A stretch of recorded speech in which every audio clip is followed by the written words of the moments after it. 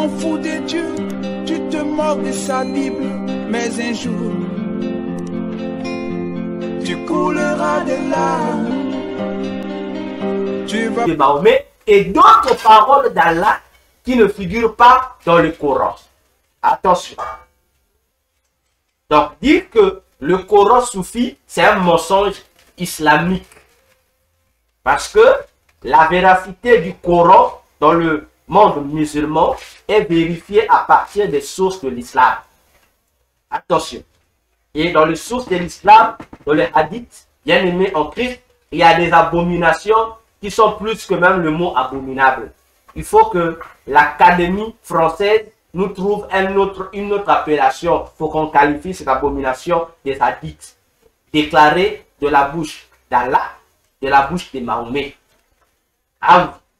Donc, écoutons.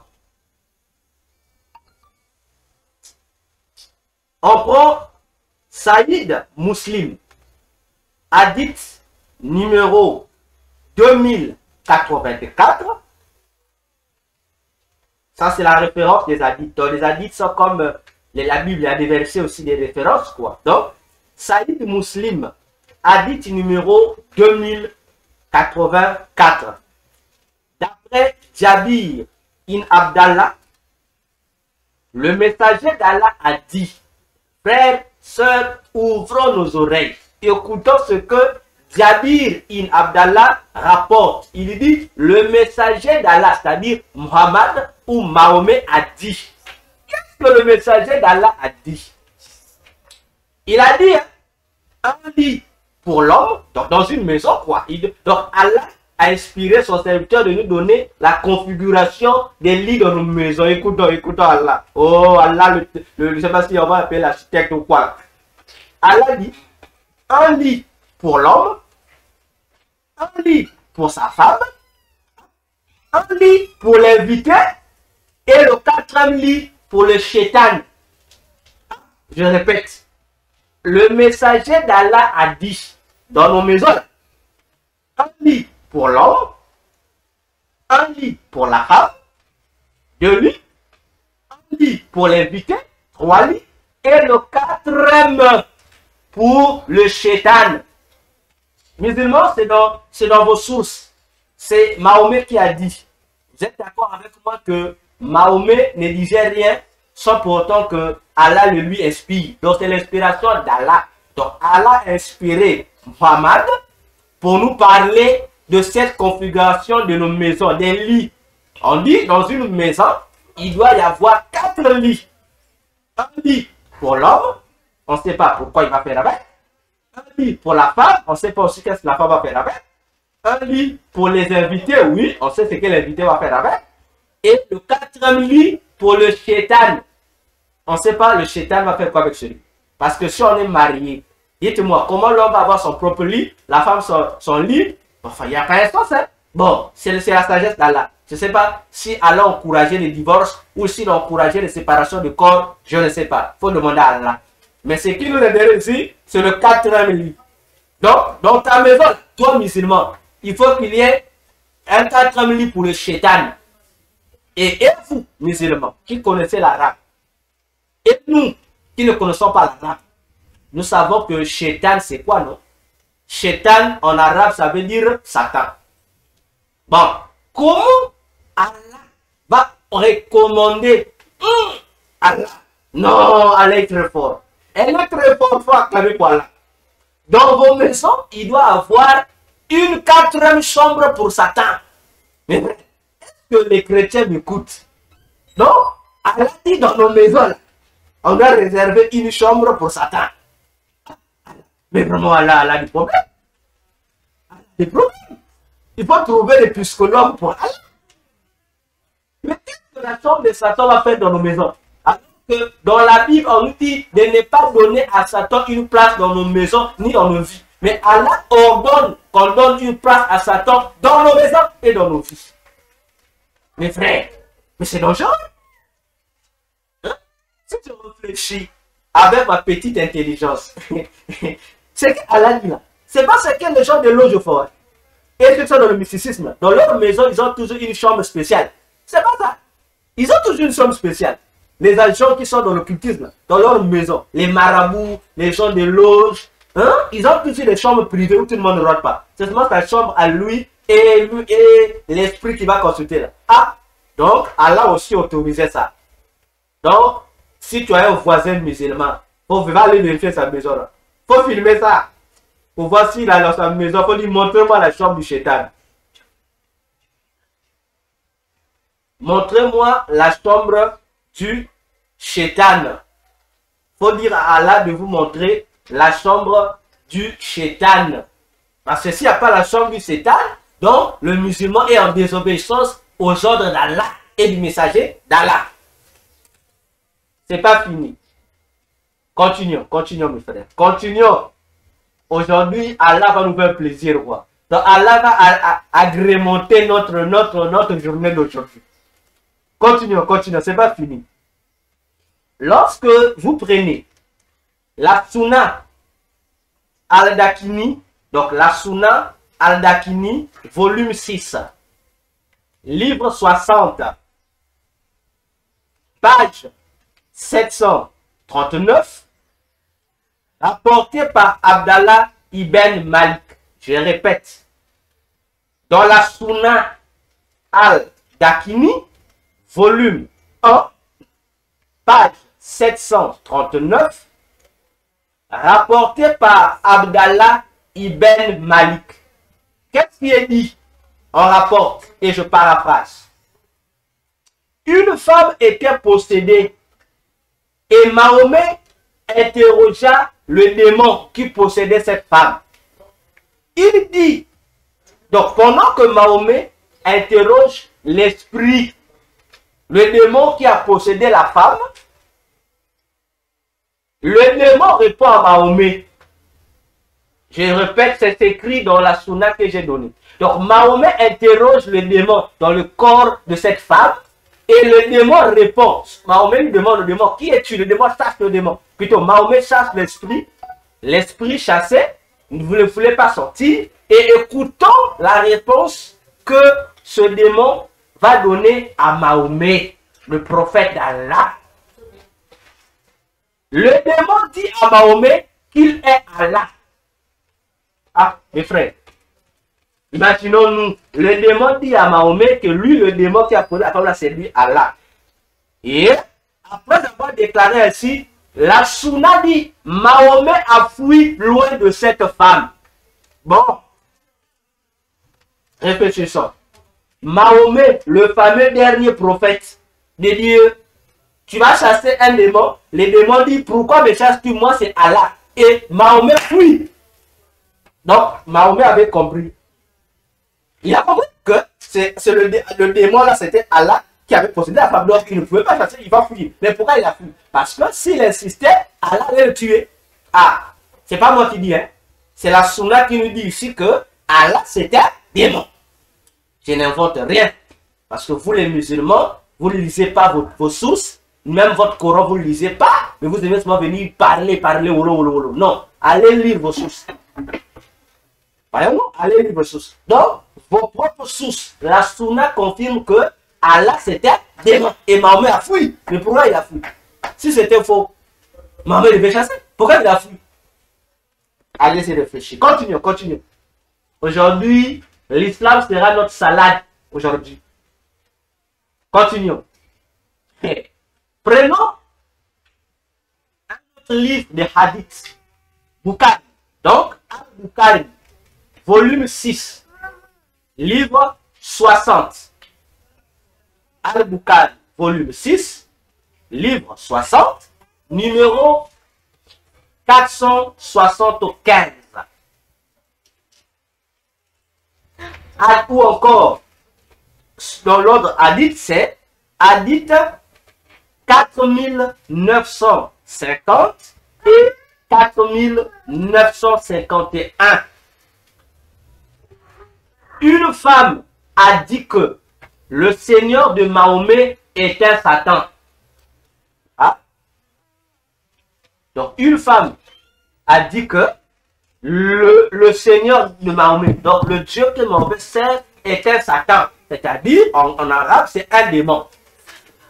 Ça a été dit, rapporté par les disciples de Mahomet, du vivant de Mahomet. Continuons. Lorsque vous prenez le livre de Umda al-Hakam, Umda al-Hakam, volume 3, ou Hadith 460, il est dit là-bas, rapporté, je précise, par les disciples de Mahomet qui rapportent les paroles de Mahomet. Je répète, dans le livre Umda al-Hakam, volume 3, ou encore Hadith 460, il est dit ceci. Allah était Satan, donc Allah était Satan sous la forme d'un ange. C'est Mahomet qui parle. Je répète ici. Mahomet dit ici que Allah était Satan sous la forme d'un ange qui m'a révélé le verset et son livre, le Coran. Je suis son prophète. Ah, mes frères. Mahomet confesse, Mahomet, que Allah, c'était Satan sous la forme d'un ange qui lui a révélé le verset et le livre qui est le Coran. Et Mahomet conclut, dit, moi je suis le prophète de Satan.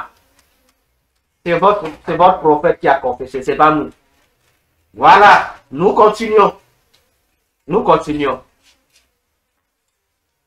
Ah, on prend encore Saïd Muslim. Saïd Muslim, 2700, dans numéro 2749, ou livre 50, Hadith 13. Les bien-aimés, vous aurez le soin de réécouter. Vous allez bien noter ces choses-là. Je reprends. Saïd Muslim, numéro 2749, ou encore livre 50, Hadith 13. Là-dedans, Allah recommande à Mahomet de dire à ces gens, c'est-à-dire aux musulmans, de pécher. Sinon, il va les remplacer par un autre peuple plus pécheur que... Ah, mes frères. Allah redit à Mahomet de dire aux musulmans qu'ils doivent continuer à pécher. S'ils arrêtent de pécher, lui, Allah va les anéantir et va les remplacer par un autre peuple. Par un autre peuple qui sera plus pécheur que eux. Ah, frère, non, il y a un souci. Le Dieu de la Bible dit à ses enfants de fuir le péché sous toutes ses formes. Mais Allah encourage ses musulmans de faire quoi? De pratiquer le péché. Donc si tu ne pratiques pas le péché, tu n'es pas disciple d'Allah. Tu n'es pas adorateur d'Allah. Alors, est-ce que ça aussi c'est le Dieu d'Abraham? Non, non, non, c'est le démon. Mahomet se confirme déjà. On continue. Donc, le Dieu d'Allah, donc plutôt le Allah, c'est d'abord un démon, c'est un pécheur. Et il veut aussi que vous, qui l'adorez, que vous soyez comme lui. Parce que le chrétien, nous imitons notre Dieu qui est Jésus. Il est sans péché, c'est pourquoi il nous demande de marcher comme Jésus lui-même a marché. Et ici, Allah vous demande, vous, les musulmans, de marcher comme elle marche. Comme c'est la déesse du péché, la déesse de la mort, vous devez marcher, pratiquer le péché. Donc arrêtez. Donc Allah vous dit ici, vos ablutions là, c'est zéro. Vos ablutions là, c'est zéro. Avant d'entrer à la mosquée, vous nettoyez là, c'est zéro. Que votre vraie vie, c'est être non dans la sanctification ou la pureté, mais c'est être dans le péché. C'est votre Dieu qui a dit, a recommandé à votre prophète. Continuons. Continuons. Muslim, numéro 2814, ou encore 7108. Dit par le messager d'Allah. Donc, Mahomet dit ceci. Il dit ceci. Allah recommande plutôt chaque musulman est accompagné d'un démon, mais son démon à lui. Non, non, je ne sais pas si vous me comprenez. Donc, ce texte-là, dans ce hadith-là, Mahomet s'adresse à ses disciples. Il leur dit ceci. Mahomet dit que chaque musulman est accompagné d'un démon, y compris lui, Mahomet. Lui aussi, il est accompagné d'un démon. Et il dit, mais son démon à lui, donc le démon de Mahomet là, il dit, il est devenu musulman. Mon frère, moi, je sais pas si vous comprenez. Donc, Mahomet est conscient qu'il était possédé par un démon. Mais Mahomet dit, donc, les démons qui possèdent tous les musulmans, là, le démon de Mahomet est devenu musulman. Ah oui. Ah oui. C'est exact. Parce que lorsque vous lirez le Coran l'explique noir sur blanc. Le Coran. La sourate 19, vous allez trouver ça même là-bas aussi. Le Coran précise bien que les premiers musulmans ne sont pas des Arabes. Ah, demandez à vos imams ou demandez aux musulmans ignorants qui viennent faire des débats. Il faut leur demander. D'après le Coran, qui sont les premiers musulmans? Qui sont les premiers adeptes que Mahomet a conquis en prêchant le Coran? Qui sont-ils? Vous allez remarquer et vous serez surpris. C'est dans le Coran. Mahomet, Allah dit à Mahomet que les premiers musulmans, les premières personnes qui ont accepté l'évangile, non, ce n'est même pas l'évangile, qui ont accepté la doctrine de Mahomet, le Coran, c'était des djinns, les djinns. Il a demandé à tout musulman, même le musulman qui vient de naître aujourd'hui, pose la question, c'est quoi les djinns en arabe? Les djinns ne sont pas des humains, les djinns, ce sont des démons. Dans les Arabes, c'est que nous on dit démons, dans les Arabes les appellent des djinns, c'est une catégorie de démons. Donc, le Coran confesse que les premiers disciples de Mahomet, les premiers musulmans de la terre, après Mahomet, ce sont les démons, les djinns, qui font partie, en grande partie aussi, des esprits de la sexualité que les marabouts collent aux gens. Donc, lorsque vous tous allez consulter les marabouts pour chercher les femmes ou les maris là, sachez que les esprits qui vous aident à gagner ces hommes-là, ce sont les démons dignes qu'on vous donne. Et les dignes, ce sont les premiers musulmans. Bon, que tous les musulmans de la terre nous disent. Et même dans le hadith, il est dit que dans le Coran, il y a cohabitation entre les djinns, là, ces démons-là, et les musulmans. Même dans les mosquées, ils sont. Attention. Donc, vous comprenez que l'islam, c'est du satanisme jusqu'à la moelle épinière. Donc, vous, les musulmans, là, ignorants, tant pis pour vous. Votre prophète savait ce qu'il faisait. Voyons-nous. Et Mahomet confesse qu'il est le prophète des démons. Ah. Donc, il n'a rien à voir avec Jésus. Il n'a rien à voir avec Jésus. Parce qu'il est écrit dans la Bible. Oh, j'aime la Bible, j'adore Jésus.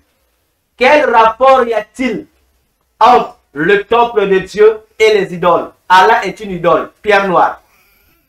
Quel rapport y a-t-il entre Christ et Bélial? Bélial est un démon. Et Mahomet dit ici que son démon à lui, c'est un musulman. Il y a un problème. Donc, quel rapport y a-t-il entre les fidèles et les infidèles? Or, Mahomet a pour premier disciple des infidèles, les démons. Alors, la Bible n'a pas un rapport. Mais si Mahomet et Allah ont créé un rapport, comprenez que l'islam ne vient pas du Dieu, du vrai Dieu, ça vient d'un démon. Et c'est le démon Vénus. On met un point, virgule, parce qu'on continue encore. On est presque à la fin. Ne vous en faites pas. Continuons. L'islam nous dit, c'est même écrit dans la sourate 19, c'est dit, on explique que c'est un certain ange Gabriel, Jibril, qui est apparu à Mahomet lorsqu'il était dans une grotte, la grotte Hira, que là où Gabriel est apparu à Mahomet pour lui révéler les versets du Coran, n'est-ce pas? Et vous savez que tout le Coran vous dit que Jibril, c'est le Saint-Esprit de la Bible. Voyez-vous, non? Donc, c'est dit dans le Coran. Et même ils savent. Donc, lorsque nous, les chrétiens, on dit Saint-Esprit, pour eux, le Saint-Esprit, c'est l'ange Gabriel, dans le Coran. Hein? On va voir. Qui est cet ange Gabriel? Lisons les sources de l'islam. Oh, lisons. Saïd Bukhari, toujours. On revient, Saïd Bukhari, tome 1, hadith numéro 003. Saïd Bukhari, tome 1, hadith numéro 003. Il est dit, l'ange Gabriel apparaît dans la grotte Hira. C'est Waraka, cousin de sa femme, la première femme nommée, la sorcière Kadidia, qui lui explique que cet ange qui ne s'est pas présenté à lui était celui qui s'était révélé à Moïse. Cet ange étrange, pendant 3 fois, s'est apparu au prophète et le prophète s'évanouissait. À la fin, Mahomet tomba malade. Donc, cette sourate nous explique que, de cette hadith, que lorsque le fameux ange là, que les musulmans appellent Jibril, est apparu au prophète, il ne s'est pas présenté. Il n'a pas donné à Mahomet un nom donné. Donc, il est seulement apparu et a commencé à faire réciter à Mahomet les versets du Coran. Donc, Mahomet à la fin. Donc, chaque fois, et c'est pas la première fois, dès la première fois, et chaque fois que cet ange apparaissait à Mahomet, Mahomet s'évanouissait. Et il devenait malade. Et il rougissait. Il manifestait, après le départ de l'ange, Mahomet manifestait des signes d'un possédé. C'est connu. Les musulmans, aucun musulman ne va le nier. C'est moi un musulman ignorant et menteur. Voyez-vous? Donc Mahomet souffrait de la folie. Après le départ de cet ange d'Allah. Donc Mahomet ne connaissait pas qui était cet ange-là. Mahomet ne connaissait pas. Il savait seulement qu'on lui a révélé ça. Et c'est un autre égaré, Waraka, qui faisait partie des sectes musulmans à l'époque arabique, des sectes qui prétendaient être chrétiennes, mais au fond qui n'étaient pas chrétiennes. Voyez-vous? Et Waraka, c'est lui qui va dire à Mahomet, lorsqu'il va découvrir Mahomet, c'est lui qui va dire à Mahomet, oh, lorsque tu as vu là, c'est l'ange Gabriel. Bon, d'abord, Waraka lui-même, d'abord, un sorcier, qui va expliquer à Mahomet que l'ange qu'il a vu, il paraît que c'était l'ange Gabriel. Voilà comment, dans tout le Coran, le nom, on a collé le nom de Gabriel à cet ange-là. Maintenant, si vous demandez aux musulmans qui disent c'est l'ange Gabriel, c'est le Saint-Esprit, vous allez comprendre pourquoi Mahomet s'est égaré, a dit que le Saint-Esprit, c'était Gabriel. Parce que pour lui, le fait que l'ange Gabriel puisse lui révéler les versets d'Allah, donc c'est le Saint-Esprit. Vous voyez la confusion, hein? Donc ce n'est même pas Allah qui a dit à Mahomet que c'est Gabriel. C'est un individu sorcier, le cousin de sa femme, sorcière aussi. Donc, on va appeler ça un clic de sorcier. Vous voyez, comment Mahomet a découvert que c'est... Pour demander à ton imam, là, comment Mahomet a su que c'était livré? Il a dit non, c'est Allah qui a révélé, c'est un mensonge, c'est pas Allah. C'est pas Allah, c'est Waraka, le cousin de sa femme Khadija. Donc, les chrétiens nous comprennent bien ici que le Djibril là, c'est un dangereux. On doit faire attention avec ce Djibril. Il n'y a rien à voir avec le Djibril de la Bible. Parce que le Djibril de la Bible, lui-même, il confesse qu'il n'est pas le Saint-Esprit. Ah oui. Le Gabriel de la Bible dit qu'il y a la différence entre le Saint-Esprit et les anges. Maintenant, si, dans le Coran, Gabriel, ce Saint-Esprit a, comprenez qu'il y a un problème. Il y a un problème. Attention. Parce que, si Gabriel devient le Saint-Esprit, ça veut dire que Gabriel est Jésus. Parce que, dans la Bible, on nous dit que le Saint-Esprit, c'est Jésus lui-même. Attention. Continuons. Et d'abord, depuis quand, lorsque un ange apparaît à quelqu'un, après le départ de l'ange, la personne doit souffrir de la folie. Doit devenir comme un malade mental, doit souffrir, doit rougir. Depuis quand? Frère, ça, j'ai pas vu ça dans la Bible. Hein? Ah non. Ça, c'est des manifestations. Là, moi, je connais seulement ça, c'est les démons.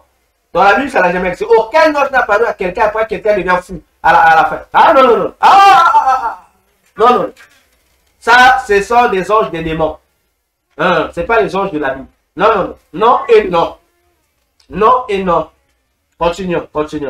Parce que la même manifestation qui se faisait chez Mahomet, c'est la même manifestation qui se faisait avec le faux prophète du message William Branham. Lui aussi, lorsque son fameux ange de l'Éternel lui apparaissait, après, c'est le même reflet, les mêmes résultats, les mêmes caractéristiques de la folie. Attention. Continuons. Continuons, mes frères, continuons. Dans la Hadith 1339. Hadith 1339.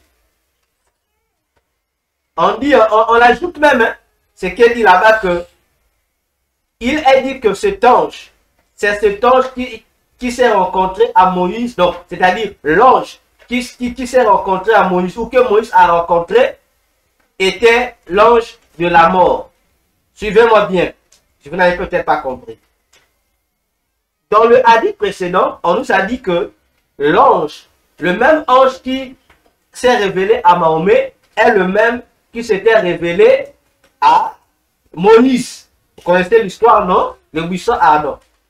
Maintenant, dans le hadith 1339, on dit que cet ange-là que Moïse a rencontré là, hein, en précise, l'ange que Moïse a rencontré là, on dit que c'était l'ange de la mort.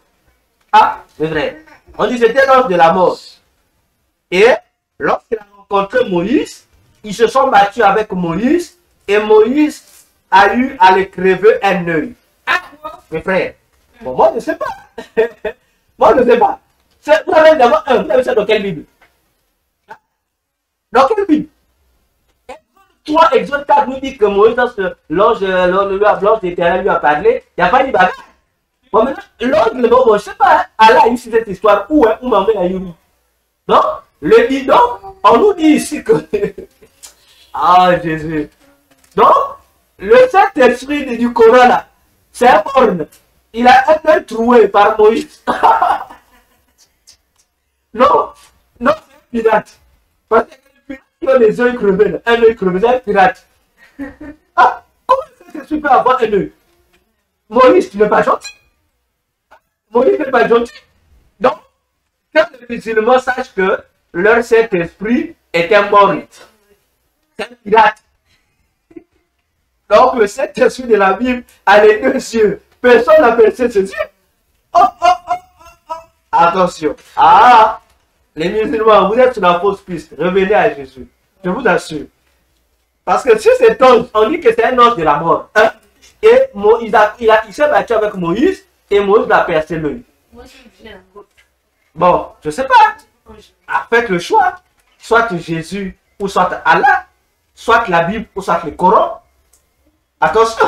Attention. Bon, peut-être que c'était un test hein, qu'il a fait faire à Moïse. Hein. Bon, le test aussi, mais Moïse doit laisser avec une cicatrice. Hein. Ah ça. Attention. Donc, ils étaient vraiment forts, donc, si de la bouche du messager d'Allah, dit le Djibril qui s'est révélé à lui, c'est un ange de la mort, donc, vous comprenez ce que je viens de dire tout à l'heure. Hein? Vous comprenez comment l'islam est parfumé des esprits des morts. Vous comprenez? Parce que le musulman soit véridique, hein, jusqu'à ce qu'il est mort, Mahomet n'a jamais vu Allah. Je pèse mes mots. Jusqu'à ce qu'il est mort, Mahomet n'a jamais vu Allah. La seule personne que Mahomet voyait, c'était l'ange de la mort, là. Gabriel. Bon, je ne sais pas si vous voyez l'ange, hein. Pas d'interrogation. Continuons. Continuons, continuons. Dans le hadith 004, tome 1, on dit ceci. Ah Dieu. On dit, Mahomet a vu cet ange-là sous une forme donnée, assis sur une chaise entre le ciel et la terre. Ah, mes frères, moi je veux que, ici on va lire 3 textes du Coran, mais on va rentrer dans le Coran. Mahomet dit, dans cet hadith 004, tome 1, que il a vu l'ange d'Ibril sous une forme humaine, assis entre le ciel et la terre. Donc, vulgairement, nous allons dire, l'ange là était suspendu dans le ciel, entre le ciel et la terre. Mahomet a vu cet ange-là qui était assis. Et cet ange-là, on sait que c'est l'ange de la mort. Ok? C'est l'ange de la mort que Mahomet voit cette fois-ci sous la forme humaine, assis entre le ciel et la terre. Je prends... Où est le Coran? Où est le Coran? Où est mon petit Coran? Où est le petit Coran? Bien, on va lire les versets. On va comprendre. Cet ange-là, qui voit là, qui est assis, c'est qui en réalité? C'est pas Vénus? Allons voir. Prenons le Coran. Prenons la sourate 20. La sourate 20, le verset 5. Sourate 20, verset 5. On nous dit ceci. On nous dit ceci. Sourate 20, verset 5.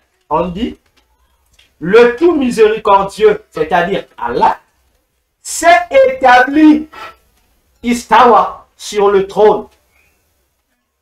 S'est établi sur le trône. Ah. Bon. Là-bas, on dit, Mahomet a vu l'ange de la mort, Jibril, assis sur un trône entre le ciel et la terre. La sourate 20, verset 7 dit, la personne qui est assise sur un trône, c'est Allah, le tout miséricordieux. Bon, donc Allah aussi, c'est Jibril, l'ange de la mort, ou c'est deux esprits différents? Interrogeons encore le Coran. Interrogeons le Coran. Prenons la sourate 10. La sourate 10, je ne vais pas prononcer leur nom. Hein? Dans le Coran, vous allez voir, c'est écrit, la sourate 10, il y a son nom. Je crois que la sourate 10, c'est la sourate Jonas. Hein? Oui, c'est Jonas. Le titre de la sourate, c'est Jonas. Voilà, donc, la sourate 10, verset 3. Voilà, je suis presque. Voilà. C'est la sourate Yunus. Hein? Arabe, on dit Yunus. Hein? Voilà. Jonas, pas en français. On dit ceci. Votre Seigneur est Allah qui créa les cieux et la terre en 6 jours. Puis s'est établi Istawa sur le trône, administrant toutes choses. Il n'y a d'intercesseur qu'avec sa permission. Tel est Allah, votre Seigneur. Adorez-le donc. Ne réfléchissez-vous pas. Donc, on confirme encore que l'unique esprit qui a un trône au ciel, c'est Allah qui est le Seigneur des musulmans. On va encore prendre une autre sourate. On va prendre la sourate 7, verset 54. La sourate 7, c'est la sourate Al-Araf. Bien, qu'est-ce que la sourate 7, verset 54 nous dit? Lisons le Coran. Votre Seigneur, c'est Allah, qui a créé les cieux et la terre en 6 jours, puis s'est établi Istawa sur le trône. Il couvre le jour de la nuit qui poursuit celui-ci sans arrêt. Il a créé le soleil, la lune et les étoiles, soumis à son commandement. La création et le commandement n'appartiennent qu'à lui. Toute gloire à Allah, Seigneur de l'univers. Voyez-vous? Donc, on nous confirme encore ici que la personne qui est assise au ciel, sur un trône, c'est Allah. Je prends la dernière sourate, la sourate 39, verset 75. La sourate 39, verset 75. C'est la sourate Az-Zumar, c'est-à-dire les groupes. Écoutons, c'est le dernier verset de cette sourate 39. Il est dit ceci. Et tu verras les anges faisant cercle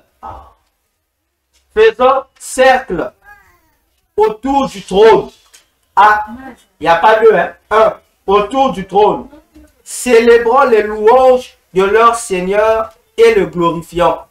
Et il sera juge entre eux en toute équité, et l'on dira louange à Allah, Seigneur de l'univers. Ainsi parla, comme on dit en littérature, et ainsi parla le Coran.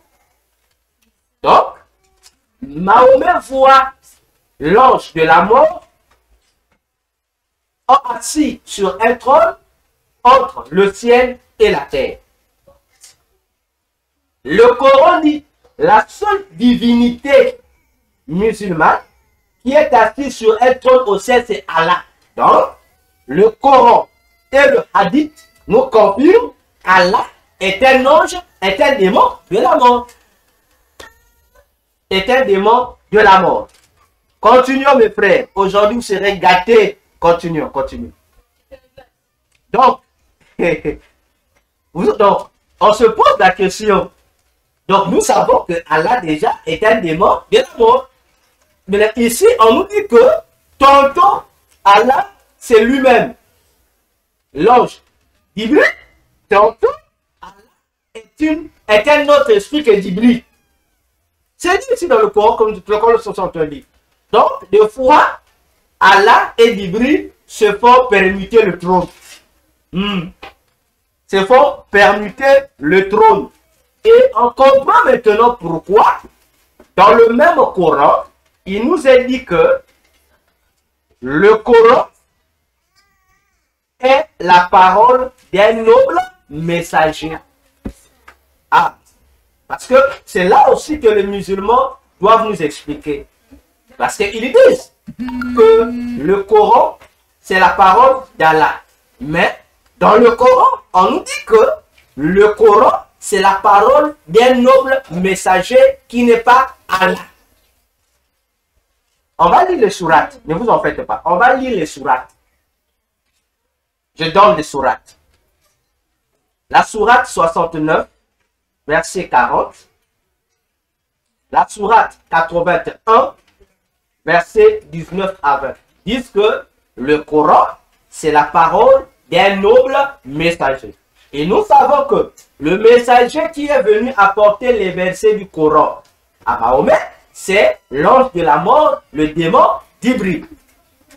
Bien, donc, Coran, parole d'Allah ou parole du démon Jibril? Aux musulmans de nous répondre. Parce que votre Coran présente deux propriétaires du Coran. Soit c'est Allah, le démon Vénus, ou soit c'est Jibril, l'ange de la mort, qui est en réalité le démon combien? Donc à vous de nous dire à qui appartient le Coran, aux deux ou comment? L'équation est difficile. Aidez-nous à résoudre cette équation coranique. Aidez-nous. Aidez-nous. Parce que je vous apprends, comme je l'ai dit tout à l'heure, Mahomet dit il a vu l'ange de la mort là, assis sur un trône entre ciel et la terre. Et Khadija, la première femme qui a initié, approfondi Mahomet dans l'occultisme, qui a enlevé Mahomet de son état de sorcier inconscient pour le sorcier conscient, a dit dans les hadiths que elle a confirmé que Mahomet était un prophète, mais n'a jamais vu Allah. N'a jamais vu Allah. Et ces propos sont rapportés par la dernière femme de Mahomet, Aïcha, qu'elle a épousée pendant qu'elle avait 9 ans. Mahomet avait 40 ans, plus de 40 ans. Un vieux papa comme ça, qui va épouser un enfant qui a à peine 9 ans.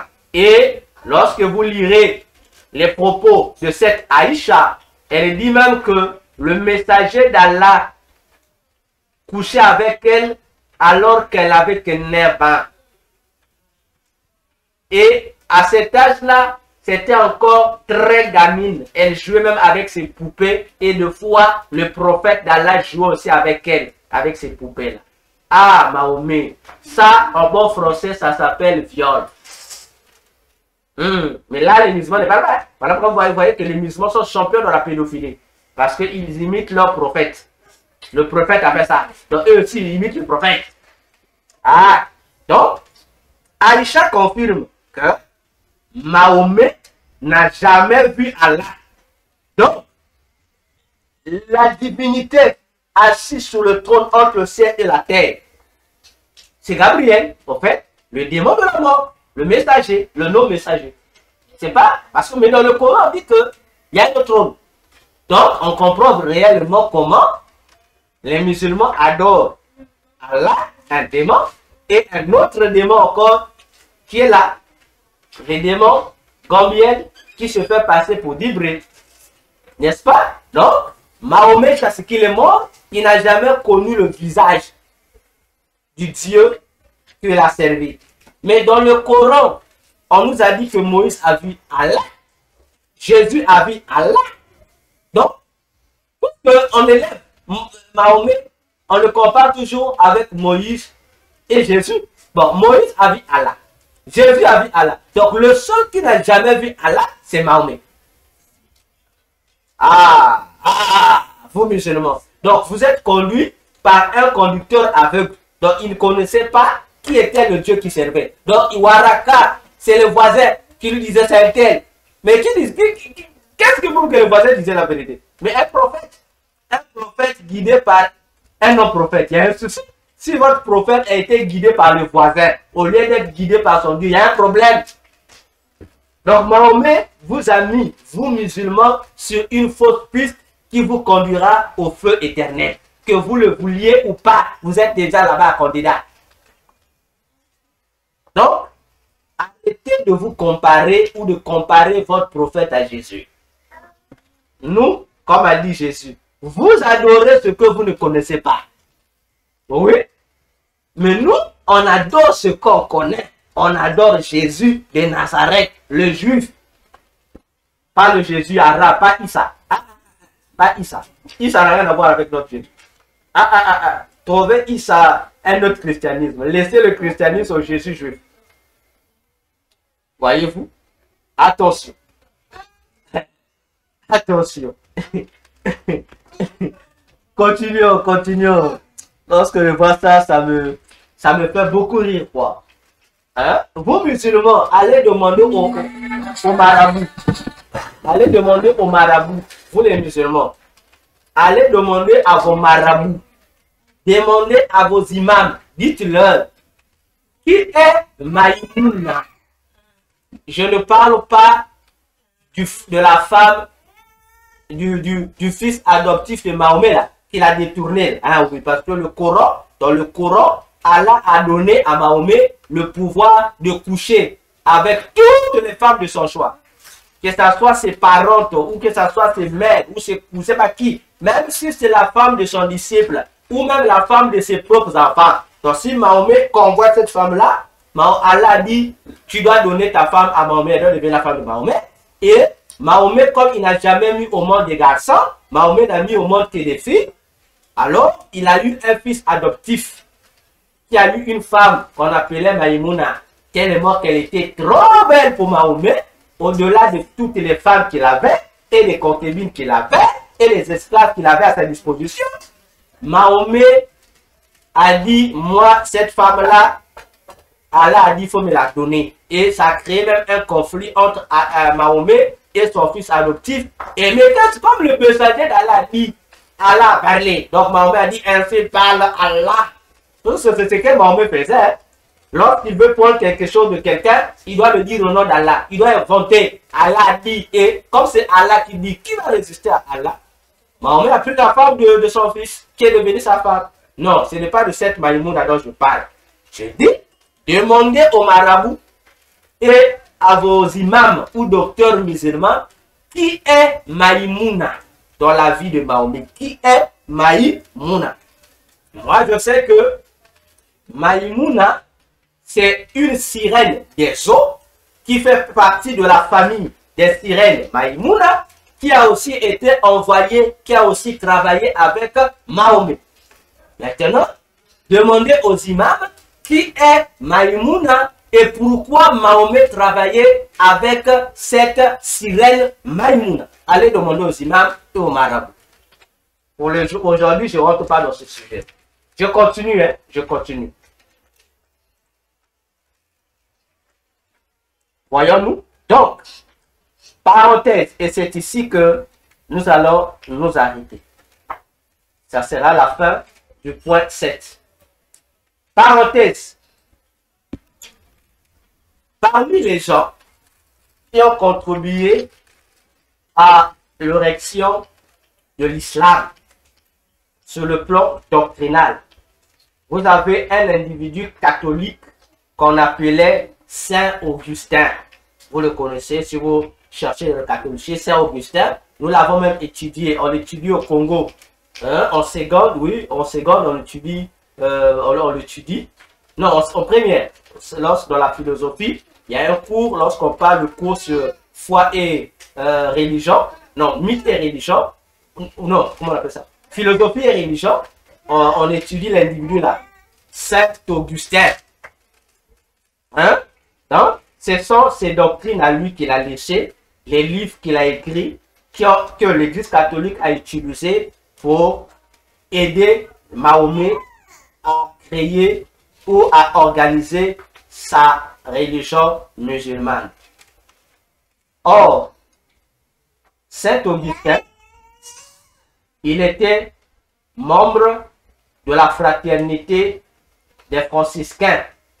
Et la fraternité des franciscains, c'est la fraternité qui appartient au démon Saint François d'Assise. Je vous ai dit, ici, on a fait des études que Saint François d'Assise, c'est un démon qui s'incarne beaucoup, qui se réincarne beaucoup. Il a vécu d'abord en tant que Saint Augustin, considéré comme un saint de l'Église catholique, plutôt Saint François d'Assise comme un saint de l'Église catholique, mais c'est un démon incarné. Il a encore existé en Angleterre en tant que... le nom va venir. Donc, il a aussi existé, voyez-vous, en tant que Saint François d'Assise, il a été démon incarné. En Angleterre aussi, il a existé en tant que le scientifique, savant, philosophe Francis Bacon. C'est toujours le même démon qui a existé. Alors que de son vrai nom, c'est le démon Akam, le démon de la division et de la séparation. Donc, cet ordre-là, tous ceux qui sont dans les franciscains, ils sont gérés par le démon Akam. C'est lui le patron de cette fraternité-là. Et, curieusement, c'est de cet ordre que sort le pape François. Oui, il sort de cet ordre-là. Et aussi le nouveau fondeur. Toute la succession de François. Pape François et le pape Francis ou Francis Léon XIV. Donc ce sont des disciples de ces démons-là. Attention. Donc ça ne m'étonne pas que les Francis soient les papes les plus abominables de l'Église catholique qui viennent contredire la Bible à fond. C'est le même esprit démoniaque quoi, qui continue quoi. Comprenez notre émotion. Comprenez. Et comme je l'ai dit, c'est le Vatican qui a financé l'expansion de l'islam à travers le monde. C'est là que je n'ai jamais fait confiance aux historiens parce que ce sont des menteurs pour la plupart. Les historiens vous diront que c'est par leurs propres efforts que les Mahométans, les disciples de Mahomet, se sont répandus dans le monde et surtout en Afrique du Nord. Voyez-vous? Maintenant, si vous réfléchissez très bien avec votre petite tête, vous allez comprendre que c'est un mensonge historique. L'islam commence en Arabie. Mais comment ça va influencer le monde? Comment? Les pays que les musulmans étaient en train de conquérir, ça avait des guerres. Comment pouvait un petit groupe de gens pouvait-il vaincre toute une nation comme l'Éthiopie? Comment pouvait-il vaincre toute cette nation bien armée au nord? qu'ils ont conquis là. Comment? Comment ont-ils pu vaincre Jérusalem? Comment? Mes frères, réfléchissons un peu. Réfléchissons. Que les historiens arrêtent de nous mentir. Comment? Mais pourquoi on ne dit pas la vérité? Mais c'était par l'aide de l'Église catholique. C'est l'Église catholique qui mettait tout en place. Ils arrivent dans tel pays, l'Église catholique influence l'autorité, laissez-les occuper les lieux. C'est comme ça, financé par les catholiques. Donc tous les racontants qui racontent là, ah l'islam s'est répandu ceci, par le peuple de femmes, ça c'est un mensonge. Parce que l'islam n'est qu'un pion utilisé par le catholicisme pour mieux combattre l'Église de Jésus. Et lorsqu'on dit cela, plusieurs pasteurs n'aiment pas écouter ça. Parce que pour eux, l'Église catholique, c'est intouchable, c'est faut respecter l'Église catholique. Non, on ne peut pas respecter l'Église catholique tant qu'elle combat le christianisme. Donc, l'Église catholique, nous allons continuer à la dénoncer jusqu'au jour où elle va révéler au monde qu'elle n'a jamais été chrétienne. Là, on va laisser tranquille. Voyons-nous? Donc, pour dire au monde entier, faisons attention avec la manipulation qui est là. Faisons attention. L'hostilité de l'islam à l'égard de la Bible. Mais répartie dans l'histoire, c'est la même hostilité que le catholicisme a manifesté contre les apôtres. Et jusqu'à aujourd'hui même, vous ne lisez pas l'histoire des frères. Donc, attention. Donc, le loup a fait semblant de se camoufler sous la peau d'un agneau pour mettre en avant un autre loup. Voyez-vous? Donc, attention. Je dis attention. Qu'est-ce que l'islam fait-elle dans le féminisme? J'ai toujours répondu à la question. Posez la question aux musulmans qui viennent combattre le christianisme. Parce que tu ne peux pas combattre le christianisme et faire partie de l'œcuménisme. Parce que l'œcuménisme prône le christianisme. Tous ceux qui sont dans l'œcuménisme sont pour le christianisme. Maintenant, vous combattez le christianisme, mais vous êtes dans l'œcuménisme. Mes frères, non, c'est un paradoxe. C'est un paradoxe. Non, c'est un paradoxe. Et vous allez comprendre, comme j'ai toujours l'habitude de le dire, c'est un scénario, c'est un théâtre. La vérité est ailleurs. Donc, n'ayez pas peur des musulmans. N'ayez pas peur de leur intimidation dans les débats. Ils sont conscients qu'ils sont en erreur, qu'ils adorent des démons. Ils sont conscients. Mais comme leur mission, c'est de séparer les gens de Jésus. Donc, empêcher que les gens aillent à Jésus pour les conduire vers les démons qu'il faut fuir. Vous savez, tous ceux qui viennent débattre là, c'est devenu un business. Hein? Parce que lorsque tu t'engages chez les musulmans à t'attaquer aux chrétiens, mais en tout cas tu es connu, tu seras soutenu, financé par les milliardaires là. Maintenant, regardons l'ironie du sort des bien-aimés dans le Seigneur.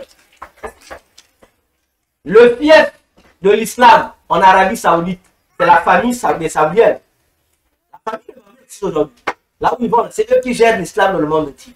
Mais si vous regardez les héritiers de Mahomet, là, ceux qui sont les grands chefs de l'islam, ils ne prient pas. Je dis, ils ne prient pas. Ils n'ont rien à foutre avec l'islam. Ils ne prient pas. Ils font même le contraire de ce que l'islam recommande. Mais pourquoi la fameuse charia ne les frappe pas? En Arabie, les gros pervers à tous les niveaux, ce sont les héritiers de Mahomet. Là. Le siège là, le siège de l'islam. Deux, vous les Africains qui êtes dans l'islam, on vous a jamais dit que les musulmans ne vous aiment pas. Mais c'est dit la vérité. Mais pourquoi dans les pays islamiques, les esclaves sont les Africains peau noire? Qu'est-ce que vous avez fait aux musulmans? Vous n'êtes pas des musulmans. Pourquoi ce racisme? Pourquoi les musulmans blancs ou à la peau blanche aiment toujours ridiculiser les hommes à la peau noire? Mais c'est comme je dis des choses qui sont claires. surtout dans les Afriques du Nord, les pays de l'Afrique du Nord. Regardez vous-même. Dernièrement, on a vu des reportages choquants à la Libye du fameux héros, de l'Afrique, Kadhafi Muammar. On a vu ça, non? Comment Kadhafi traitait les Africains à la peau noire. Mais c'est le même Kadhafi que les Africains élèvent. On a été les sauveurs de l'Afrique, mes frères. Sauveurs de quoi? Il y a un souci où vous avez les yeux, vous ne voyez pas, ou vous faites exprès de raconter des bêtises. Non, soyons sérieux. Soyons sérieux. Pourquoi les musulmans détestent-ils les hommes à la peau noire? Il y a quel rapport? Sachant que le premier imam de l'islam du vivant de Mahomet, le premier imam du vivant de Mahomet, le premier à conduire les prières dans la mosquée du vivant de Mahomet, le premier, c'était un noir. Le premier, celui-là, c'était un noir. Vous le savez. C'était pas un musulman blanc, c'était un musulman noir comme moi. Noir. Votre prophète était comment? Noir. Les parents de vos prophètes étaient quoi? Noirs. Bon, maintenant, on ne comprend pas. Ou c'est une jalousie, ou c'est une haine. Au contraire. Dans l'islam, l'homme à la peau noire devait être vénéré, devait avoir des honneurs. On le minimise. Donc, on dit que c'est une race. Hein? Ils disent, ah, pourquoi il était noir? Fallait qu'il soit. Ah, voyez-vous. C'est curieux quand même. En Afrique, les moutons qui sont là pour la promotion d'une religion qui les déteste sont également les Africains à la peau noire. Vous savez, lorsque vous allez faire le Hajj là-bas, pourquoi la distinction? Vous allez là-bas dans votre siège, soit disant pour aller voir Allah, à la Kaaba. Mais pourquoi les musulmans noirs ne sont pas traités au même niveau que les musulmans blancs? Pourquoi? Ça, c'est quelle religion ça? Il y a un souci. Il y a un souci. Voilà. Donc, toi qui es africain, c'est ton choix. C'est ton choix. Nous avons choisi Jésus. En Jésus, il n'y a ni juif, il n'y a ni grec, il n'y a ni couleur de la peau. Tous en est un en Jésus. Le noir, le blanc, c'est mon frère, c'est ma soeur. Il n'y a pas de racisme dans le christianisme. Si tu rentres dans une église chrétienne où tu vois il y a ces distinctions-là, il y a cette discrimination-là, comprends que c'est une église qui appartient au maître d'Allah. C'est une église du diable. Oui, je vous assure. Parce que il y a la même maladie, on retrouve ça aussi dans le christianisme. Parce que les pasteurs blancs de l'Europe, là, hein, bon, lorsque je parle de l'Europe, j'englobe tout, hein, tous les cantons sont hors de l'Afrique. Ces pasteurs-là pensent que les hommes de Dieu à la peau noire, là, ce sont des petits. Mais ces mêmes pasteurs, lorsqu'ils veulent, qu'ils font semblant de venir faire des campagnes d'évangélisation en Afrique, ils ont besoin des pasteurs là, ils viennent là et les pasteurs africains deviennent comme des moutons. Donc pour eux, c'est comme des dieux. C'est le complexe qui fait ça. Ils sont là, ils se mouillent le maillot pour que la convention se déroule bien. Mais en retour, lorsque les pasteurs noirs vont dans ces pays européens pour organiser les mêmes campagnes, lorsqu'on invite ces pasteurs blancs, ils ne viennent jamais. Il y a un souci, hein, mes frères. Vous, les blancs, lorsque vous venez chez nous, là, vous avez besoin de nous, non? On est en nous le maillot pour vous. Mais lorsque nous, on vient chez vous pour faire les mêmes choses, on demande, on a besoin que vous vous mobilisez comme nous sommes pour vous. Dans vos pays, vous ne faites pas ça. Devenir non, alliance. Non, non, non, non. Il faut peut-être, on vous commence à nous imposer des exigences. Même pour inviter, entre guillemets, un homme de Dieu blanc pour venir faire participer à un séminaire, ceci, on vous donne un long protocole que même le roi de la terre n'a pas. Non, il faut payer le billet d'avion, les diètes privées, il doit venir avec une équipe de plus de 100 personnes. Il y a des exigences bizarres. Mais ça, c'est quel christianisme-là? C'est pourquoi les gens me trouvent mauvais. Lorsque les blancs là viennent faire leur truc ici, je participe jamais. Je participe jamais. Parce que ce sont des voyous spirituels. Ce sont des voyous spirituels, je vous assure. Parce que lorsque vous agissez ainsi, soit on est tous de la même famille, ou soit vous faites semblant. Ah non. La Bible dit, il n'y a pas un grand et un petit serviteur. On est tous dans la même égalité. La Bible dit, c'est l'apôtre Paul qui le dit dans 1 Corinthiens 3. Paul était apôtre. Apollos était docteur de la loi, c'est-à-dire il n'était pas ministre. C'était un homme prédicateur. Paul dit, moi j'ai planté, Apollos a arrosé. Il dit, moi et Apollos, nous sommes égaux. Bon, maintenant, si vous créez cette discrimination, aussi longtemps que je verrai cette discrimination chez vous, je ne serai jamais là. Il y a un choix à faire. Dans nos séminaires, vous ne venez pas. C'est des raisons. C'est des impositions bêtes. Mais dans vos séminaires, on doit être. Ça devient Dieu, l'amour. Oh, on a ouvert les yeux. D'ailleurs, comme je l'ai toujours dit, la plupart des Blancs qui quittent l'Europe, qui viennent dans vos pays là, pour faire des campagnes, ils ne viennent pas pour Jésus. Ils viennent pour le business. Voilà, c'est pas pour Jésus. Ah, ils sont très rares ceux qui viennent réellement pour le compte de l'évangile. Bon, pourquoi ils viennent seulement en Afrique pour faire des campagnes? Réfléchissons. En Europe là-bas, il y a plus de villes qui ne connaissent pas l'évangile. Pourquoi ils vont pas là-bas? On vient toujours l'Afrique. Non, l'Afrique ici, Jésus pour les Africains. Oh. Mais qu'est-ce que vous avez dit sur Jésus pour l'Europe? En Europe, en Asie, surtout en Europe, restons en Europe et en Amérique. Mais il y a des endroits qui ont besoin d'être évangélisés. Pourquoi vous ne faites pas des campagnes publiques en Europe? Pourtant, là-bas, ce n'est pas été. Pourquoi vous ne les faites pas là-bas? Vous venez seulement en Afrique. Donc là-bas, les Européens n'ont pas besoin de vos campagnes. Oh, frère, sœur, réveillons-nous. Dites aux businessmen d'arrêter. Leur jeu a été découvert. Arrêtez. Faites vos affaires. Laissez l'évangile aux serviteurs de Dieu. Vous êtes des businessmen. Allez faire vos business. Allez faire vos business. On voit en Europe là. En Europe, on voit là. On voit en Europe là. Combien il y a de fous en Europe là-bas? Combien il y a des gens gâtés en Europe là-bas? Pourris en Europe là-bas? Qui dorment même dans les rues. Allez évangéliser dans les rues. Vous ne faites pas les campagnes là, pourquoi? Vous les grands pasteurs qui ont des dettes privées là. Mais pourquoi vous ne faites pas ces campagnes là chez vous? C'est seulement les hommes de Dieu blancs comme vous qui n'ont pas de moyens, qui se sacrifient pour ça. Ils vont dans des métros.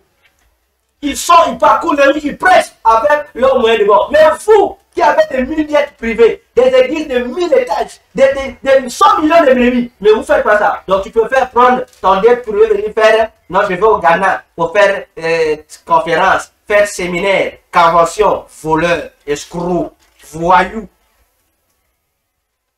Voyez comment on joue avec nos âmes. Non, c'est l'heure, bien aimé, de rester dans les voies du Seigneur. Restons dans les voies du Seigneur. L'homme de Dieu, lorsque tu vois que ça c'est ce qu'il fait là, ne le suis pas. Peu importe sa renommée, peu importe son port français, ne le suis pas. Reste avec la Bible. C'est pourquoi le Psaume 119, verset 1 à 3 explique tout. On dit, heureux l'homme qui marche selon la parole de Dieu. Donc, attention, bien-aimés, dans le ciel. Dans l'évangile, il faut être strict avec ton salut.